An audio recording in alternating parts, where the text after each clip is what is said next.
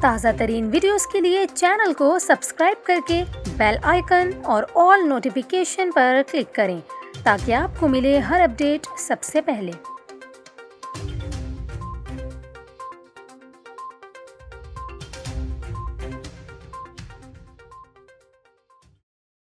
السلام علیکم، آپ دیکھ رہے ہیں نیوز 24/7 اردو اور میرا نام ہے کومل خان۔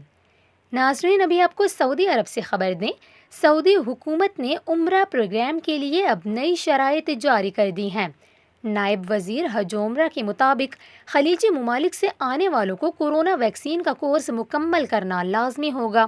وزارت کا یہ بھی کہنا ہے کہ معتمرین مکہ مکرمہ میں قائم نگہداشت کے مرکز میں عمرہ کی ادائیگی سے کم از کم 6 گھنٹے قبل رجوع کریں، جہاں ان کی میڈیکل ہسٹری دیکھنے کے بعد محفوظ کیٹیگری کی تصدیق کی جائے گی۔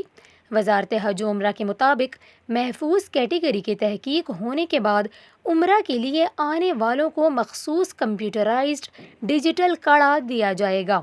یہاں پر آپ کو یہ بھی بتائیں کہ اس سے قبل سعودی حکومت نے کہا، روزہ نبوی میں رمضان المبارک کے دوران صرف انہی افراد کو نماز اور زیارت کی اجازت ہوگی جنہوں نے کورونا ویکسین کی دونوں خوراکیں لے لی ہیں یا پہلی خوراک کے لیے 14 دن گزر چکے ہیں۔